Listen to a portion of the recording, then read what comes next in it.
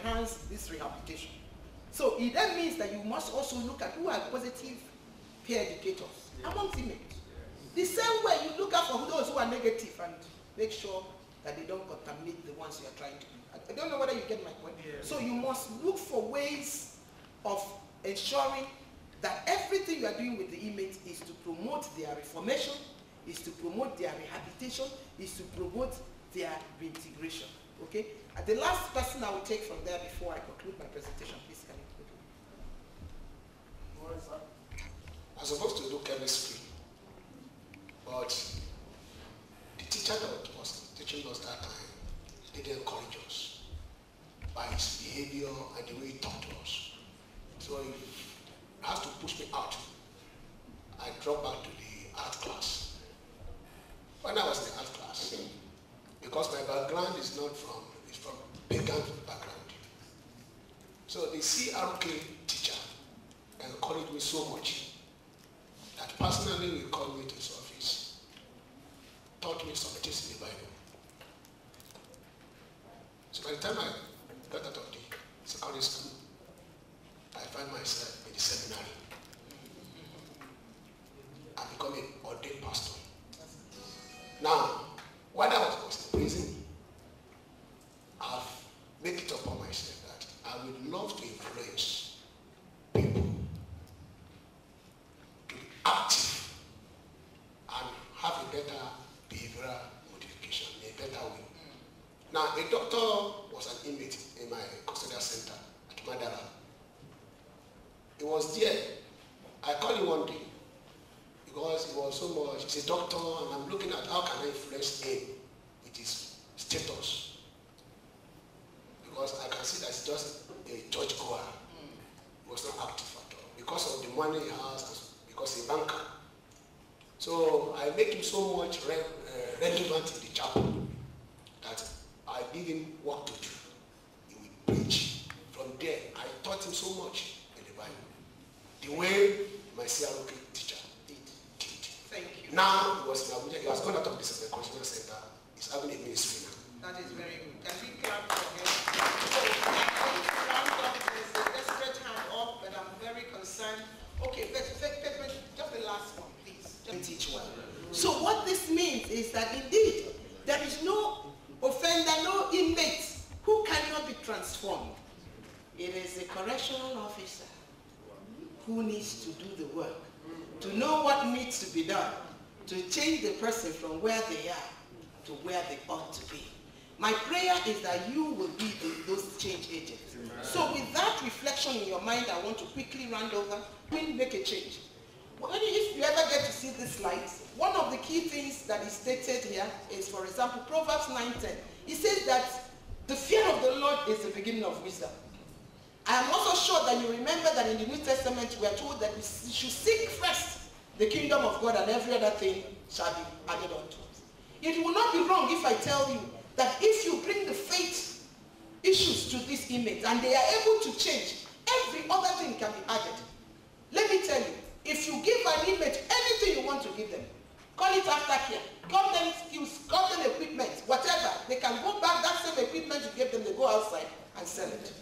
But if you give them the word of God to put it in their hearts and to put it in their minds, it can make a whole lot of difference and it can change them. So if you look at the faith-based organizations, those provisions that you see in section 10 subsection 8G in your Nigerian Correctional Service Act is key. Who can help you to promote proper reformation? Can you do that without connecting with the spirituality of the inmates? Who can help you to promote proper rehabilitation, equipment, skills, vocational, psychological counseling, spiritual counseling? Who can help you with encouraging reintegration? As I said before, let me say it again, it helps you in terms of dealing with those facilities that can help, and it's easy source. So if you don't find NGOs, you can always find a faith-based organization next to you. If there is none that is interested in custodial issues, go to the churches, go around, talk to them and encourage them to come and find ways and see ways that they can help you. So, as I said earlier, the issue of connecting with the behaviors, and let me share with us what is stated in section 10G Nigerian Correctional Service Act. It says it's initiating behavior modification in inmates through provisions of medical, psychological, spiritual, and counseling services for all inmates, for all, including the violent. Encouraging the reformation, rehabilitation, and reintegration of offenders. Can I tell you what you will tell them? Tell them that every offender that passes through your hands, every offender that passes through Nigerian Correctional Service, the Correctional Service, unless they die in custody, will come out someday. Therefore, if they will come out someday, it behoves on you, it behoves on all these other agencies to partner with you and make a difference. And make a difference in the lives of these people so that whatever time that is spent there will be time spent meaningfully. And what will make it meaningful? What will make it meaningful is that you will choose to be the light. You will choose to be the trigger of change. You will choose to bring to bear the transforming power. I want to end here. But before I end, I want to encourage all of us to stand up. And I'm taking the permission of the representative of the Controller General and all the high place organs this side. And because I am the only female on this side for now, I want to plead that you will agree with me that you will stand up. And if you can stand up, there is a song I want you to sing with me as I hand over this microphone. And that song talks about this little candle light of mine. I will let it shine. Have you ever heard that song? Yes. So you're going to sing it. And please, when you sing it, don't just sing it to entertain anybody. I want you to internalize the words that you are singing. I want you to see yourself as that light. I want you to see yourself as making a commitment to make this little candle of yours shine. It may look little, but I tell you that every light that shines will cause darkness not to comprehend it. But that light is in your hand. Are you ready? Are you ready? 1, 2, go. I will let it shine. This little light of mine, I'm gonna let it shine. Put more life. This little light of mine, I'm gonna let it shine. Put more life. Let it shine, let it shine, let it shine. And one more. Make it faster, faster, faster. This little light of mine. Oh yes.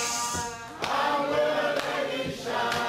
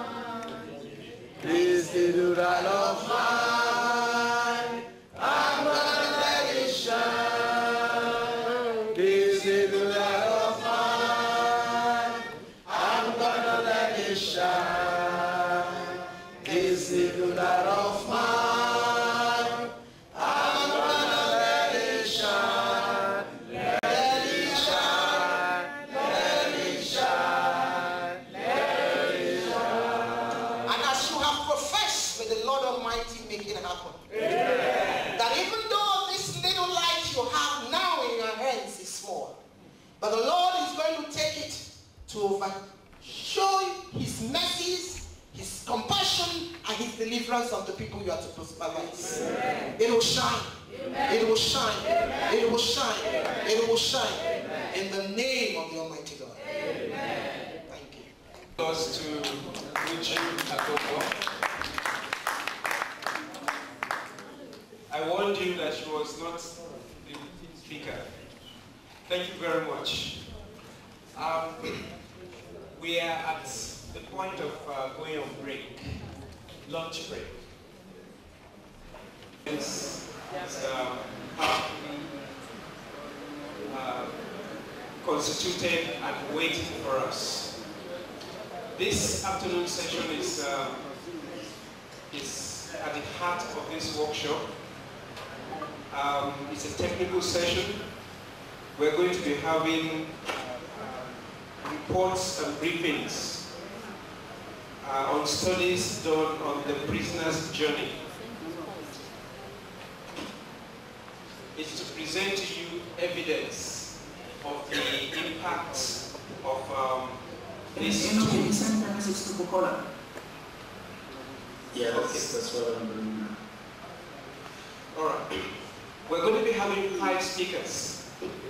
The lead speaker is Professor Behavioural Johnson. He's a distinguished professor of the social sciences at Baylor University, the United States.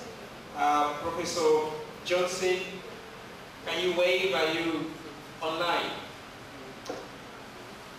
Hello, Professor Johnson? Oh, we can't hear you. Technical team. No, we can't. Can you hear me? Hello?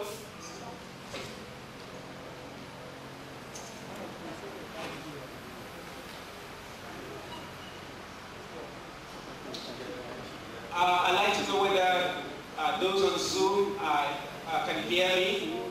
Byron Johnson, can you hear me? Yeah. Yeah.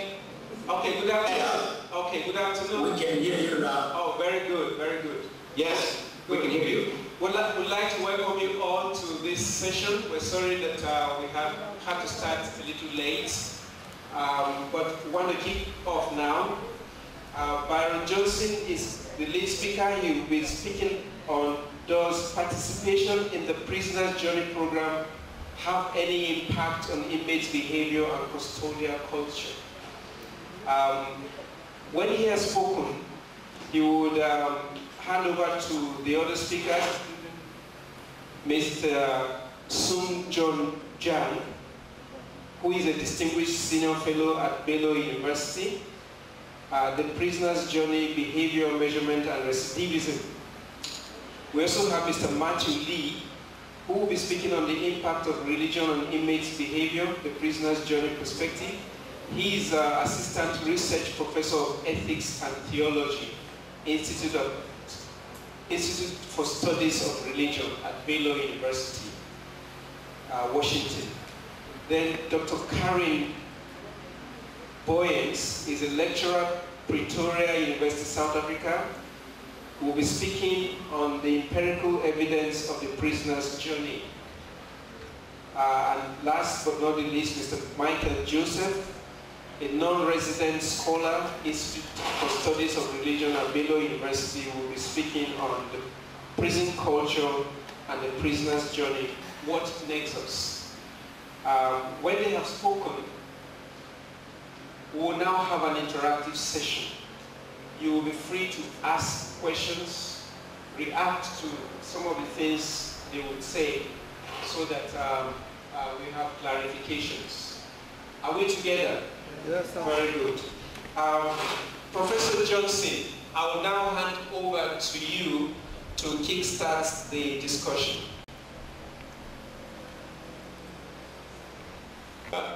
And it's just such a special place.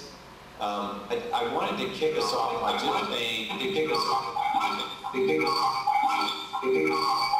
Speakers, either as individuals or as a group, are there issues that you want to seek clarification over? We have opportunity now in the next few minutes to interact with the team of researchers. Are we together? Yes. Or were some people seeing visions during the presentation? Yes. Is there any question? Yes, please go ahead. You stand up, please introduce yourself, and then ask your question. Okay, my name is D.S. Luca Ayelo from the National Headquarters. Go ahead, please. Yes, from the first presenter, I know that the prisoner's journey is a very terrible tool for value reorientations in our prisons. I've witnessed how been administered in one of those prisons, that's precisely just prison.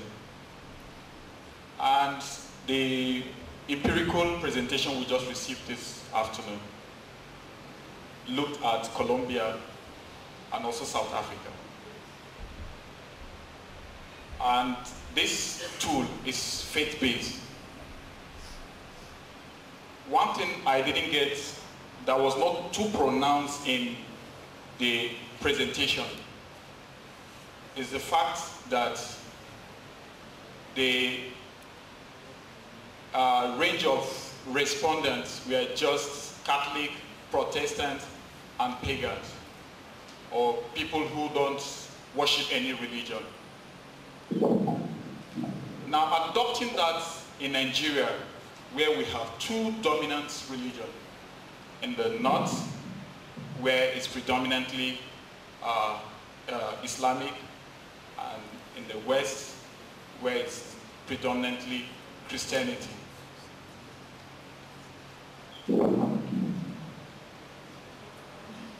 Yeah, my question is, how do we domesticate that in Nigeria? Looking at the peculiar nature of the terrain we found ourselves, faith-wise. If the research had been able to carry on other religions like maybe Judaism, Islam, and the rest of them, maybe that would have given us a clearer picture about how it will work for us. But I need an explanation on how to domesticate that without issues in our prisons in Nigeria, taking into cognizance the two major religions. Thank you. Okay. All right. Thank you very much. Did you get the question? Yeah, this is Byron Johnson. Let me respond to this question. It's a very good question, and it's one that we are asked almost every time we give a presentation. And the good answer is not the answer you want to hear, and that is we don't know about the impact of Islam because it's never really been studied in an empirical fashion. It needs to happen. I am in conversation right now with an Islamic scholar who is hopeful that we may have funding to study the role of Islam in prisons in the U.S. That's in the future. It hasn't happened to date. So you've asked an empirical question for which we do not have an answer. The other question is, are there faith-based programs within Islam that would lend themselves to evaluation? That's another issue. So I do think the findings that we presented today are helpful for Nigeria because there's significant Christian populations there as well. But the other question that you answer is, would the prisoner's journey work among Islamic prisoners? And the answer is we don't know. I do know that when we studied the Interchange Freedom Program in Texas about 20 years ago, a number of Muslim inmates did participate in a faith-based program that was very much Christian, and it helped them for a number of most of what the program offered, but did not rely upon anything that necessitated, for example, a conversion to Christianity. As you may know, there are many similarities between Christianity and Islam in terms of responsibility taking, like Matthew Anderson was talking about earlier. So could the prisoner's journey actually be helpful in Nigeria with followers of Islam? Perhaps. we don't know. We had hoped to actually study Nigeria, as some of you may know, but that project did not happen. It did not materialize, regrettably. But we hope in the future that we will be able to provide empirical evidence to address your very good question. Thank you. Thank you. Thank you. This is a very practical question. And of course, his name is Ben Laden. Laden? Yeah, Laden, from Zamfara State. Zamfara. Good. My question is, I think Mr. Brian was saying that they were having difficulties, if I'm getting correctly, in Nigeria making their research. Why is it difficult in Nigeria? Why having so it very easy in Colombia? What's the problem so that we can all know? Okay. I think... and the second, I have an observation. Okay, another question. There's an observation. Okay. Mr. Matthew, Andrew, and Mr. Michael. I think, their accent is very fast. To talk a little bit fast, the two of them, so they can calm down so that we can all move along. Thank you very much. All right. Okay. Brian, I think like the Executive Director of Prison Fellowship, you may want to address the question as to the difficulty we experienced about Nigeria participating in this study. Because actually Nigeria was supposed to be the third country participating. Yes, sir, go ahead. Thank you, Ladan. Your question is a very good one.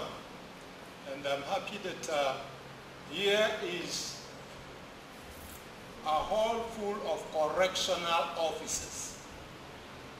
Ladan, I'm sure you went to university.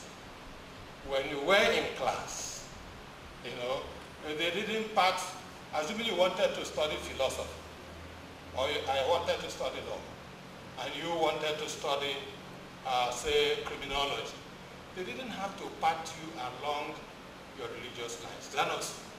You learn your discipline. And then when you go out, you practice your faith. And that is the way I think that society, I just want to make that clarification. Because if we all reason in that compartmentalized way, our society wouldn't move. So here I challenge you, distinguished ladies and gentlemen, to make a difference. All we are looking for is behavioral change that promotes personal responsibility. I have been in prison ministry for close to 30-something years. So the good thing is, if you get in there, they don't ask this question you ask, except somebody goes to tell them something. No, those, you are welfare officers, you know this. If the Muslims are celebrating everything, you see all the inmates go there. If it is Christians, they go there. Is it true or false? It's true. So most times, we need to be courageous. That is why, and you are wonderful people, because if the Correctional Service Act 2019 did not bring in the word spiritual into section 10 of the act, we wouldn't be talking this. So they have come to realize that truly religion plays a part in changing the heart. And brothers and sisters, you cannot deliver an armed robber if you have not delivered his heart. Yes. True or false? Yes. So coming back to Ladan's question,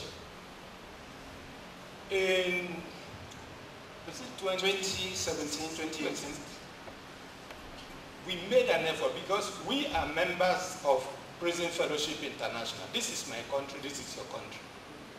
Prison Fellowship belongs to the African Union Commission on Human and People's Rights.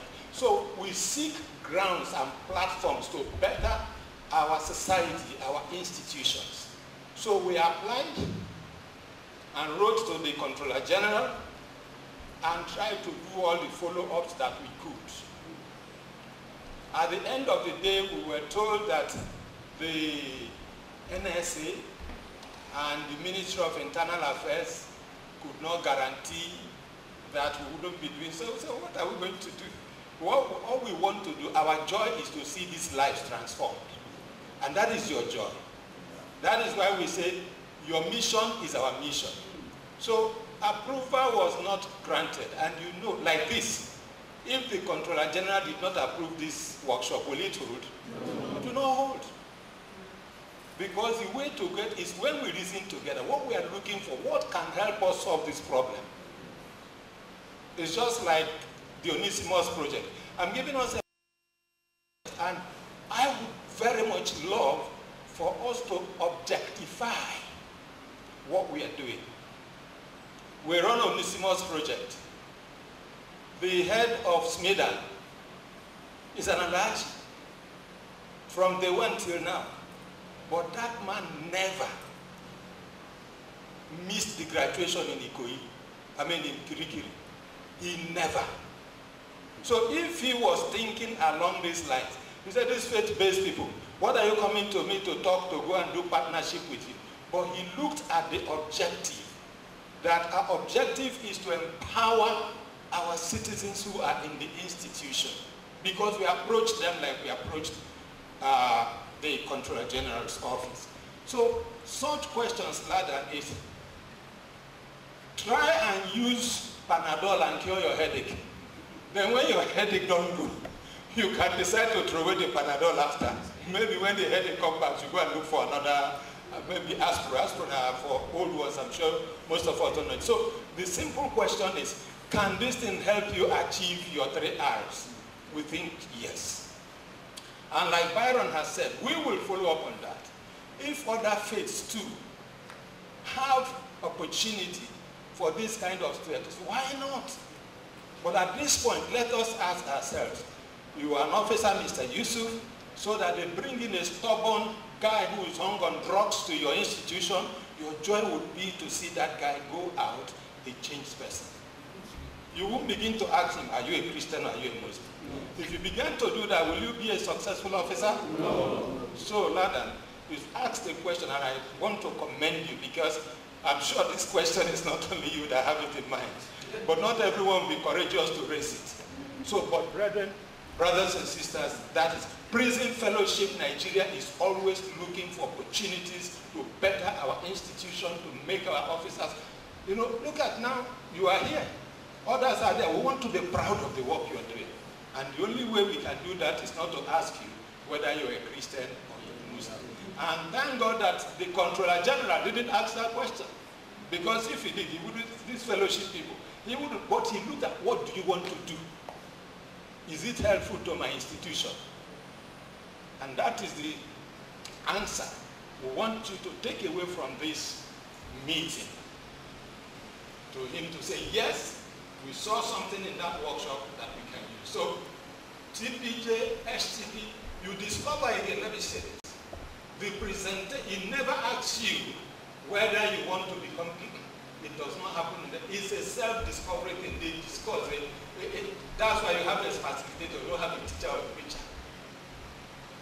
So that when you make up your mind, it's different from when it helps you to make up your mind. Is that not so?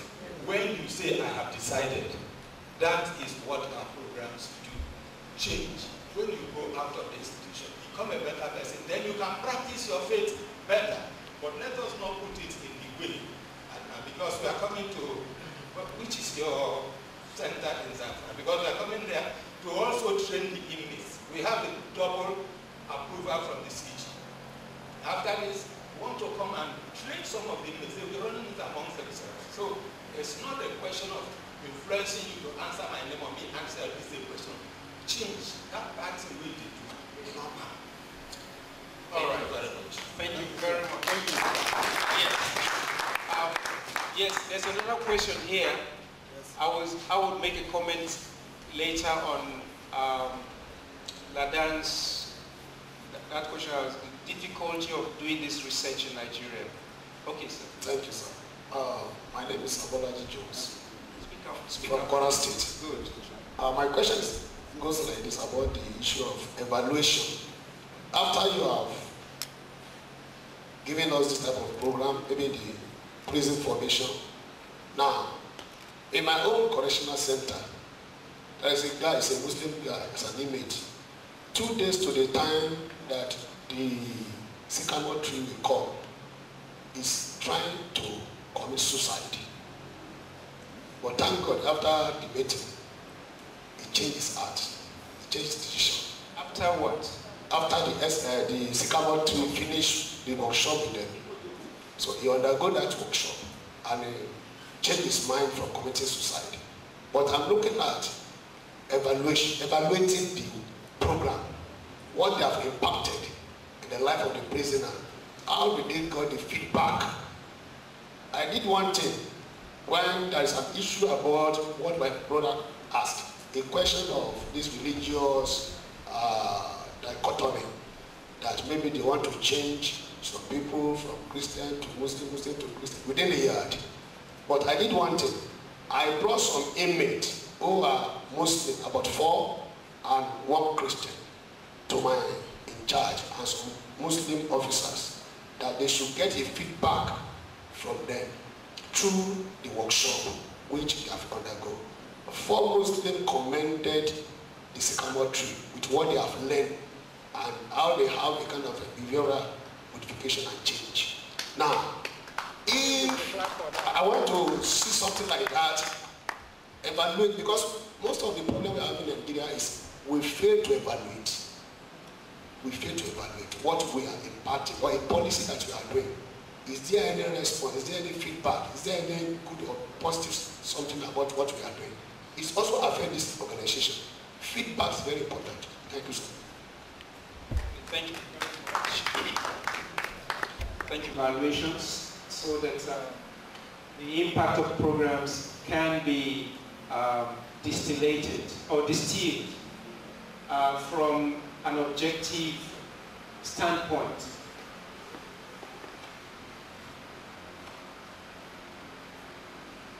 Good, that's helpful. Soon, June, I don't know if you want to say anything.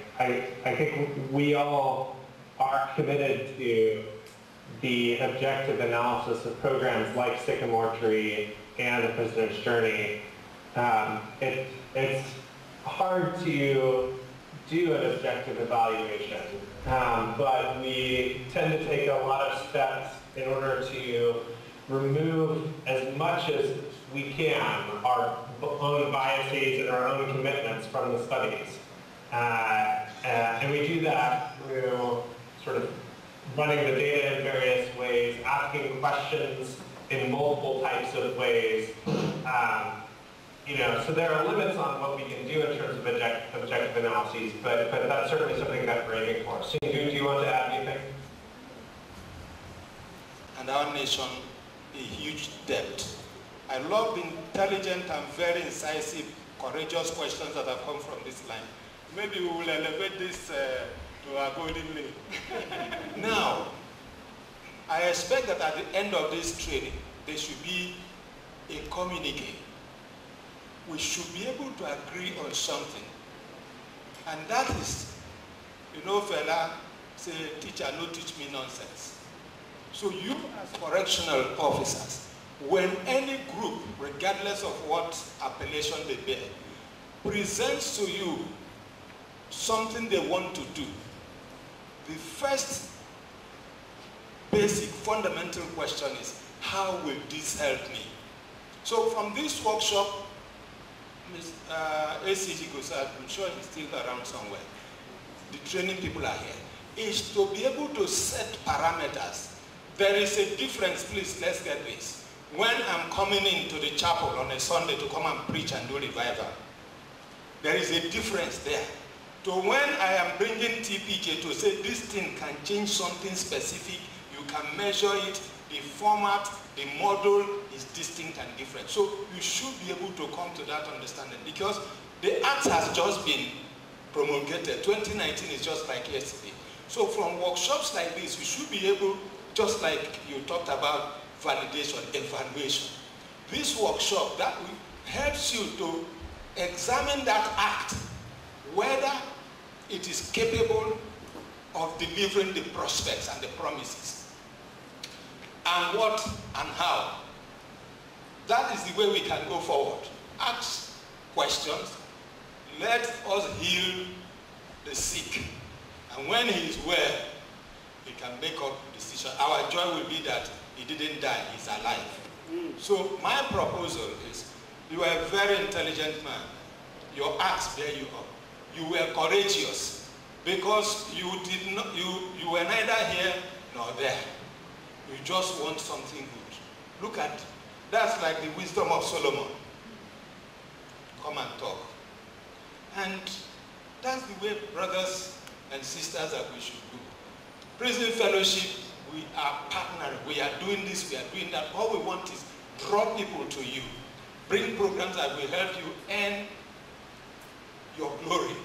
So, in sum, we should be able to come up with some resolutions that will help the training wing, that programs that come into our institutions to do one thing or the other, let these parameters, let these checkpoints be itemized, so that we are sure that at the end of the day, people are not bringing problem into your institution, but that they are truly helping you to resolve the complications in the lives of our citizens in your custody. Thank you very much. Thank you very much. Thank you very much. Perhaps maybe one comment on things have moved on because we now have the Correctional Service Act 2019, which I believe has opened up the situation a lot more, you know. But like the executive director said, Nigeria was actually supposed to be part of this evaluation. We're all here. That a group of the researchers were already on their way before we got the final decision that, sorry, they would not be allowed. Now, this decision, the decision process was not only at the correctional service, because I think the Ministry of the Interior and all of that, you know, there were some other sectors, other agencies involved. Okay. But I believe that going forward, with some of the things that we're hearing and, you know, talking, we believe that if such a proposal would come up again to do evaluations or conduct research, I believe the system will be more open and acceptable of such objective research. Do I speak your mind? Okay, thank you very much. You should clap for me then. Speaking your mind. Yes, sir. My name is Lovely of the training unit national headquarters. I am interested in details. I've been hearing the acronym TPJ, but when the word is used, it is prisoner journey. The T is left out. I want to know what that is. It is actually the prisoner's journey. Okay. The prisoner's journey. Yes, the prisoner's journey. Okay. So there is a. Anyway, somebody is going to speak very briefly on that after this. We need to close this session now because of our time. Any late to the end of the day, we'll make sure that when we serve tea, we'll remember you through soon. All right, a round of applause for them.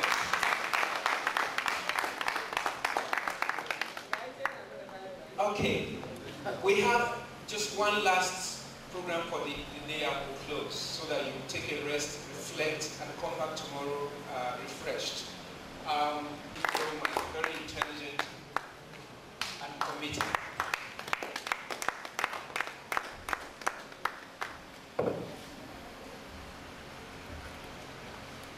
All right, good evening, everyone, or is it still afternoon? I'm not sure now.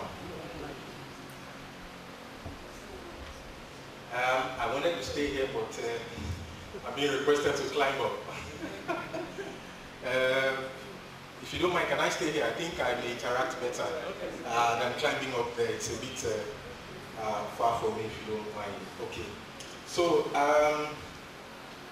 first I'd just like to appreciate everyone who took time to come for this training today and tomorrow. And I actually pray that it will be worth our while. Okay, so the slides are up there.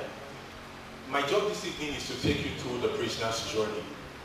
And I'm glad that Oga here asked that question. That the name is The Prisoner's Journey with a definite article. It's important to know that. And I'm glad that we have had an amazing session today. In fact, I was telling my boss that the job has been done for me, you know. But I'm just going to run through the slides just so that we can have the understanding and a foretaste of what the prisoner's journey is about, and so that we can actually know. Sorry, I'm just trying to catch my breath and all that. It's difficult to transit from that's the technical side to this place. But we're going to look at the prisoner's journey as a tool for behavioral modification. That's what we're looking at. And I just like to read that introduction because it is important. I want to read it. And it says, there are 3 methods of dealing with offenders against society once they are apprehended, and the 3 are retribution, deterrence, and rehabilitation. Now, generally, prison officers or officials and men generally lay claim more or less to advocating all 3. At present, the public thinks that offenders should be punished. There are many different reasons why this is so. Among them, the belief is that the average criminal responds to nothing but fear and penalties. Yet there are some real evidence that only through the very opposite of fear and punishment, which is intelligent goodwill, can men be reached and challenged and changes brought about. Now that's by Inward Rustin. And I think a number of the things we have said here, especially what Dr. Oju said and the panel that has spoken, actually, you know, gives credence to that it is important to have that understanding that first and foremost, these people are human beings. And the more we look at them as human beings, the better it is to relate with them. There are people who will see prisoners as, look, you judge them based on the crime or the things that they have done.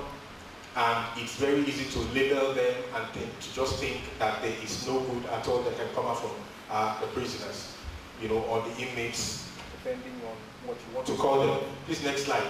The core of our reference material, again, because of the theme of the conference, is the subsection 10G of the Correctional Service Act. And Dr. Oju did a lot of that, so I'm not going to go to that details. It's there highlighted in red.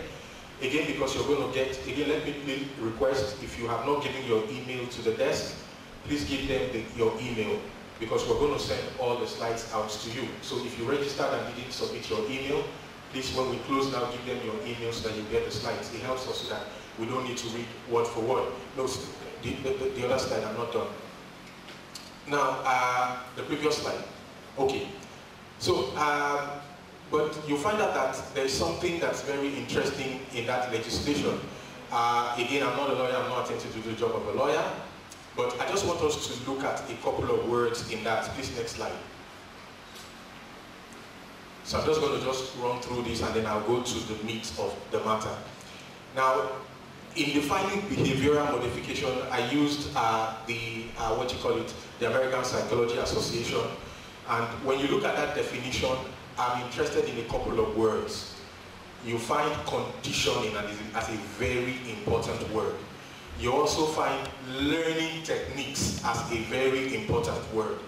And I like to say up front here that that's what the TPJ tries to do. To be able to ensure that there is a mental conditioning. Because you find out that whatever happens to a man starts first from his mind. The man will not do anything except he has conceived it first in his mind. You know, and that's why you find out that when you look at murder, they'll talk about premeditated murder and all that, you know, and then begin to give you the various degrees of murder.